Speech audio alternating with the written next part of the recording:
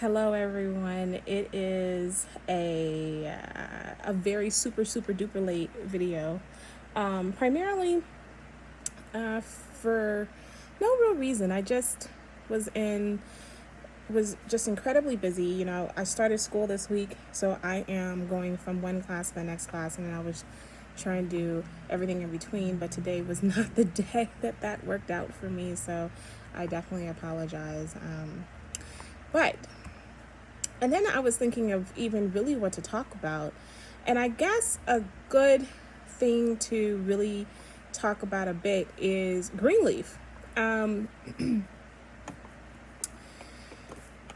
like I said last week, the thing about Greenleaf that's really perplexing to me is, it's really about the church. And I said last week too, or maybe I didn't, is that for I was really into the first season, and then I stopped. And I would watch it whenever it comes on. It's like, okay. And I know I could binge watch it on Netflix, but I don't know. I feel like I've watched too many of the in-between episodes for me to be, and then I would follow up with listening to people's reviews on it, to where it didn't drive me to go and watch enough of it on to binge watch it. So I haven't. And so this season I'm actually, okay, since it's the last season, I've actually kind of gotten it. The show that I've been really consistent on OWN is Queen Sugar. Like, that is my show. But Greenleaf, I think, is okay. The only thing that I think is kind of the only thing that kind of stands out to me is I am going to always be annoyed that that there was an attempt to undermine the parents. And then, I mean, the level of shade that the mother is giving to her daughter, Charity, is hilarious. Like, when she called the woman that she was involved with this guy, and they were engaged, and then he turned around and is going to marry this white woman in order to have the church. And so this whole time, this white woman is just kind of rubbing in her face over and over again that we're not going, that I'm marrying the guy that you thought you were going to get married to. And I'm not sure how comfortable I am with this level of infighting. And it's like, and then you're going to turn around and be like, let's pray. It's like, come on now.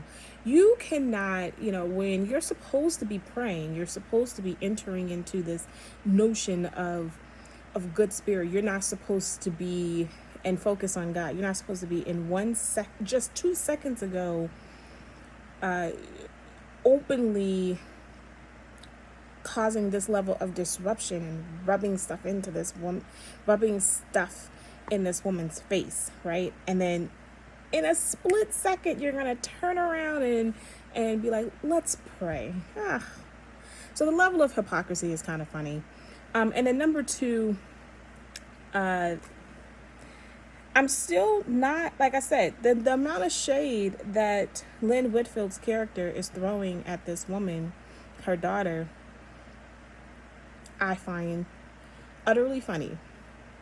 Like I said, she called this woman white asparagus, and then she's like, and the Charity's like, don't you think that I have a plan, Mom? And the mom's like, no. I mean, it's funny, but on the other hand, the show is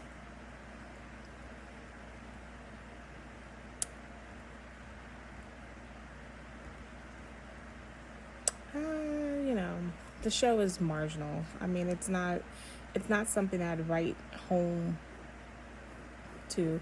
And tonight was another episode of the Soul Train show, which BET, if you're going to do a show, I'm going to need you to get people that remotely look like the people that they're supposed to be talking about. Like, I mean, I know I complain, every single week I complain that this Soul Train show cares only about the storyline. The writing is really actually pretty good. It's actually pretty better than Greenleaf's writing. But y'all casting, like, Jesus, the casting is just perplexing. But, you know, to each his own. I really don't have much to really talk about, but I will more than anything than normal, which is kind of interesting that I don't have much to say. But I will say that I'm still on my It Works journey, so definitely continue to keep checking that out.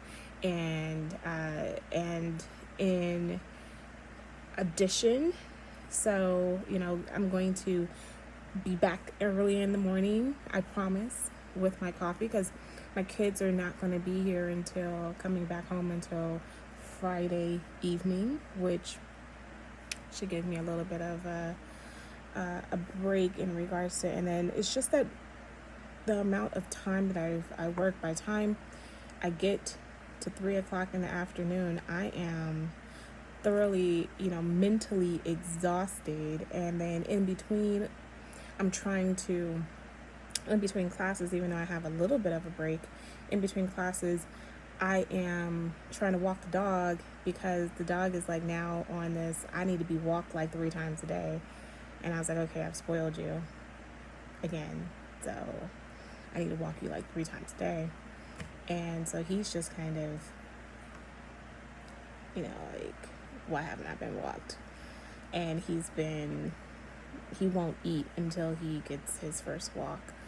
So that's kind of in this vein. And then in the evening, I've been in my own little routine of having to wash every dish by the, you know, I don't want any dishes left in the sink. Since I'm in this COVID world, like, I've been just in the zone of every dish has to be washed. The floor has to be vacuumed. And before I even get to the dog needs to be walked. His final walk is before I vacuum. And then it's my hair routine, which I have not yet done yet. And then it's my face routine. And then I can sit and get back to typing and editing. And so it's just kind of this consistent routine that I've been on, that I'm definitely going to be on until at least until January. I mean, crossing fingers if I ever get back to a physical in-person classroom, right? I mean, that's the last thing I do want to talk about, since this video is really short anyway.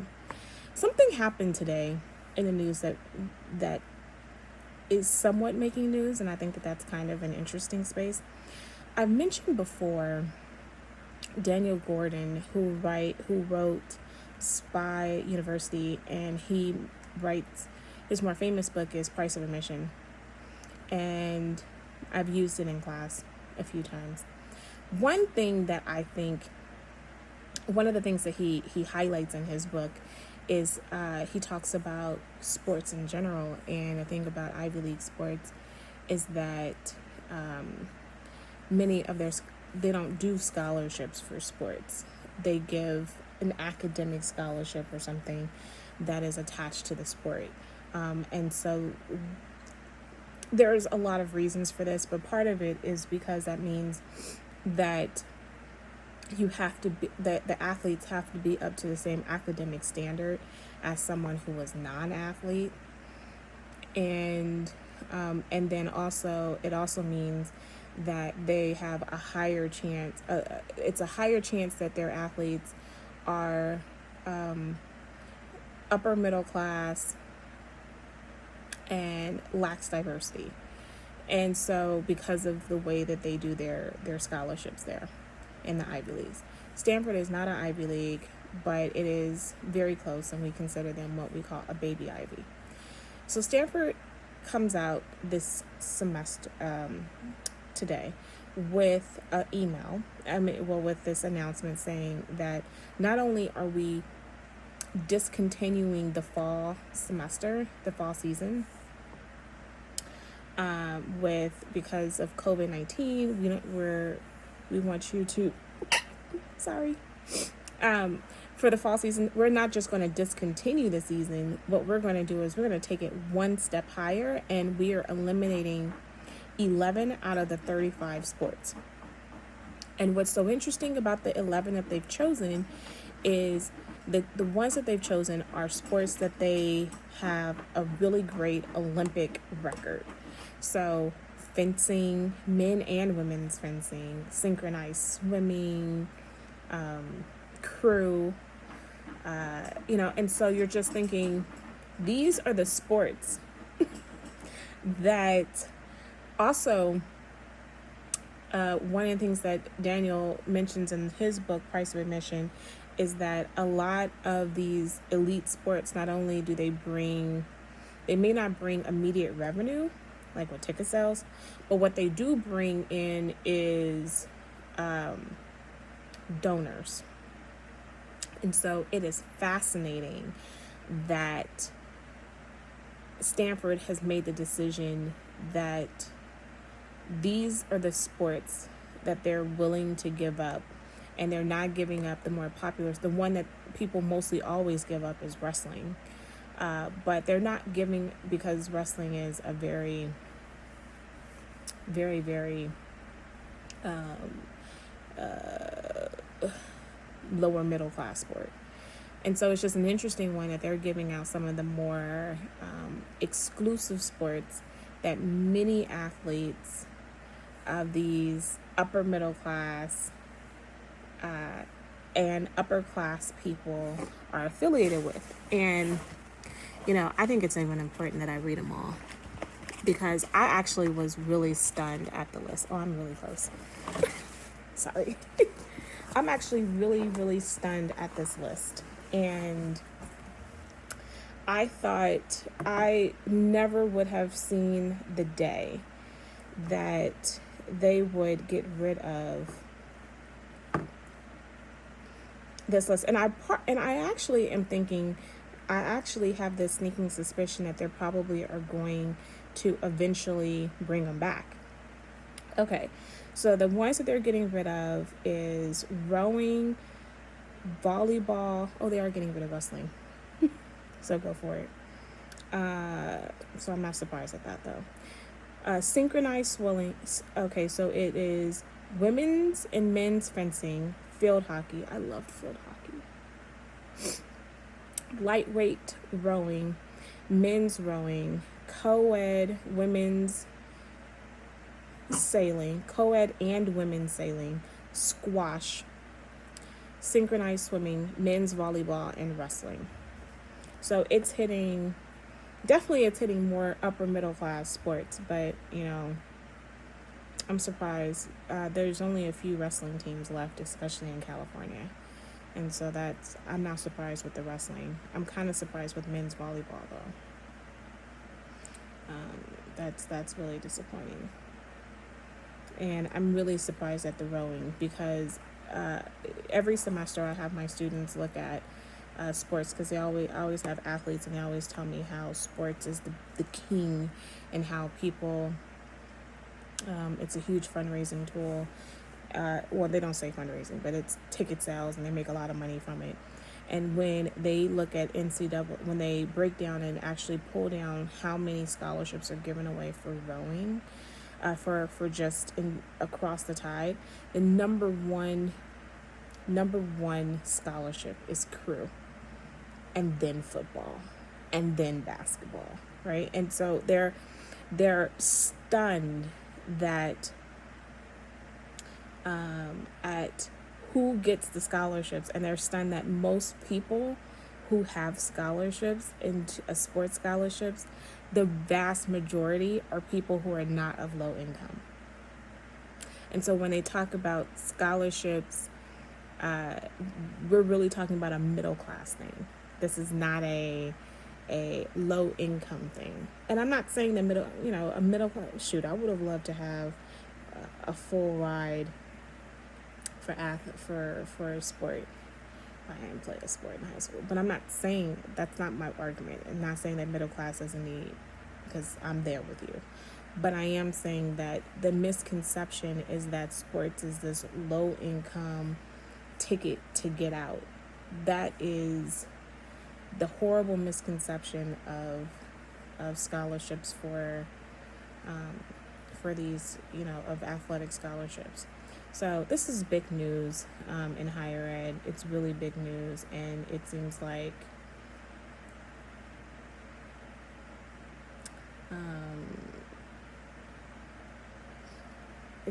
people really need to become more aware of how higher ed is just being really influenced and shaken in a mighty way. And on that note, because of COVID-19, right? And it looks like I actually wouldn't be surprised that we won't go back to school until fall of 2021. But on that note, I will see you all tomorrow. Have a great evening and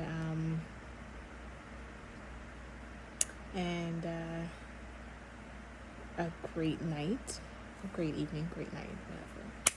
A great rest, and have so that you can wake up fully charged to take on tomorrow's opportunity. Bye.